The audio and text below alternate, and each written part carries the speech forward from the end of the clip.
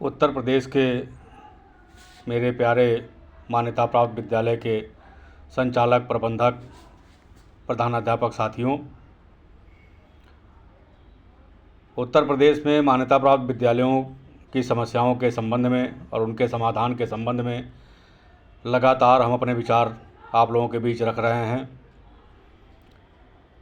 आप यह विश्वास करें कि मान्यता प्राप्त प्रत्येक विद्यालय को 1 लाख रुपए से 10 लाख रुपए मासिक धनराशि मिल सकता है।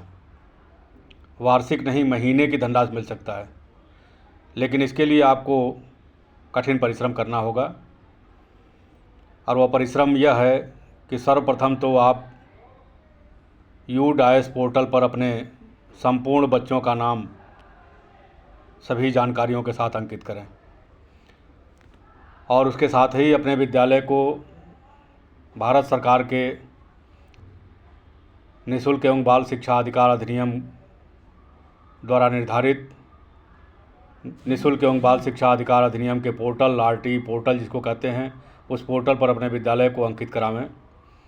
और हमारा अनुरोध है कि केवल अपने विद्यालय को ही अंकित न करावें, अपने आसपास के जितने भी विद्यालय आपकी जानकारी में हों उनको भी अवगत करावें और उन्हें भी UDAIS पोर्टल पर सारा विवरण भरने और RT पोर्टल पर अपने विद्यालय का नाम चढ़ाने के लिए प्रेरित करें, जागृत करें, और उनका नाम ले जा करके चढ़वावें अपने अपने जिला बेसिक शिक्षा अधिकारी कार्यालयों में। एक एक विद्यालय को जब आप चढ़ा देंगे RT पोर्टल पे, यह क्लियर हो जाएगा पूरे प्रदेश में कि कितने विद्यालय मान्यता प्राप्त ऐसे हैं जो उत्तर प्रदेश के बच्चों को उत्तम, ज्ञानोपयोगी, रोजगारपरक शिक्षा दे रहे हैं। और UDAIS पोर्टल पर जब आपके सारे बच्चों का नाम अंकित हो जाएगा तो यह भी क्लियर हो जाएगा, साफ साफ तस्वीर सामने आ जाएगा कि कितने बच्चों को उत्तर प्रदेश के मान्यता प्राप्त विद्यालय शिक्षित कर रहे हैं। अभी तक यह भ्रम बना हुआ है कि उत्तर प्रदेश के संपूर्ण बच्चों को राजकीय परिषदीय विद्यालयों में शिक्षा दिया जाता है। मान्यता प्राप्त विद्यालयों को सरकार मान्यता तो देती है, बेसिक शिक्षा अधिकारी और संबंधित अधिकारी मान्यता तो देते हैं, लेकिन उसको किसी गिनती में नहीं रखते। भारत सरकार के सामने या विश्व बैंक के सामने या यूनिसेफ के सामने सिर्फ यही बात आता है कि केवल उत्तर प्रदेश में सरकार द्वारा संचालित विद्यालय ही बच्चों को शिक्षा देते हैं, और उत्तर प्रदेश के संपूर्ण बच्चों को जो कक्षा 1 से 8 तक या नर्सरी से कक्षा 8 तक पढ़ते हैं उनको निःशुल्क शिक्षा उत्तर प्रदेश सरकार मुहैया कराती है, और उसके संबंध में संपूर्ण बजट आता है और खर्च कर दिया जाता है।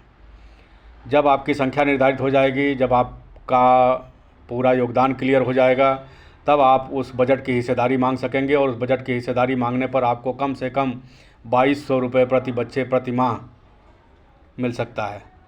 1000 रुपये से 4000 रुपये प्रति बच्चे प्रति माह पाने के आप हकदार हैं। कम से कम 1000 रुपये, बल्कि 1383 रुपया जो उत्तराखंड सरकार RT के नाम पर उत्तराखंड के विद्यालय वालों को दे रही है, उतना तो आप पाने के हकदार हैं ही।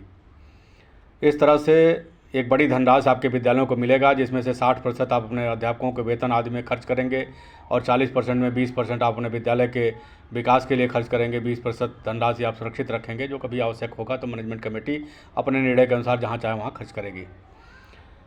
विद्यालयों के नवीनीकरण और स्थायीकरण का कोई प्राविधान अभी नहीं है, उसके चक्कर में पड़ना आपके लिए बेकार है। आप अगर पैसा खर्च करके उसके चक्कर में पड़ते हैं तो आप पुरानी मान्यता को समाप्त करके नई मान्यता ले रहे हैं, जो आपके लिए खतरनाक है। और इस संबंध में आप अपने अधिकारियों से हमारी भी वार्ता करा सकते हैं, और अपनी भी वार्ता कर के या समझ सकते हैं कि नवीनीकरण और स्थायीकरण के लिए कोई प्रक्रिया, कोई शुल्क नहीं निर्धारित है।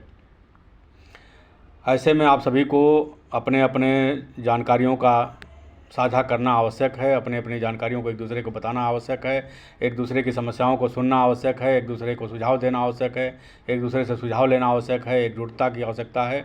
यह सब आपको करना है। मान्यता प्राप्त विद्यालयों की संख्या लगभग 1.5 लाख है, जो नर्सरी से लेकर कक्षा इंटरमीडिएट तक चलते हैं, 12 तक चलते हैं, और जो 12 तक चलते हैं उनके तमाम सारे प्राइमरी विद्यालय, तमाम सारे जूनियर विद्यालय हैं, जिनके प्राइमरी और जूनियर हैं उनके हाई स्कूल इंटर हैं। इस तरह से वित्तविहीन primary, junior, high school, inter सब एक ही सिक्के के 2 पहलू हैं। सभी लोगों को एक साथ मिलकर लड़ना होगा। माध्यमिक में वेतन और मानदेय कभी नहीं मिलेगा, आपको उसके लिए भी क्षतिपूर्ति की लड़ाई लड़नी होगी, और इसके लिए आप चाहें तो वरिष्ठ अधिकारियों से, रिटायर्ड अधिकारियों से, वर्तमान में कार्यरत अधिकारियों से, वरिष्ठ अधिवक्ताओं से राय ले सकते हैं, शिक्षाविदों से राय ले सकते हैं। जैसे भी चाहें आप समझ सकते हैं, एक्ट को पढ़ सकते हैं। आपको वेतन और मानदेय कभी नहीं मिलेगा, शायद इस जन्म में तो नहीं मिलेगा। बाकी आप प्रयास करिए, हम मना नहीं करेंगे, लेकिन क्षतिपूर्ति मिलेगी। क्षतिपूर्ति की लड़ाई आप लड़ेंगे तो क्षतिपूर्ति आपको मिलेगी।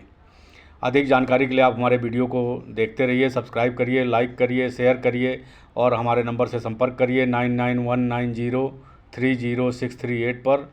आप हमसे मिलने के लिए लखनऊ आ सकते हैं, विधायक निवास B13 पार्क रोड, मुख्यमंत्री आवास के पास, लखनऊ। जब भी आप आवें फ़ोन करके आवें, मुलाकात करिए, समझिए, एक दूसरे को हमारी बातों को शेयर करिए। हमारे चैनल को देखिए, यूट्यूब पर सुशील सिन्हा के नाम से हमारा चैनल है, उसमें आपको अधिक से अधिक जानकारी मिलेगी।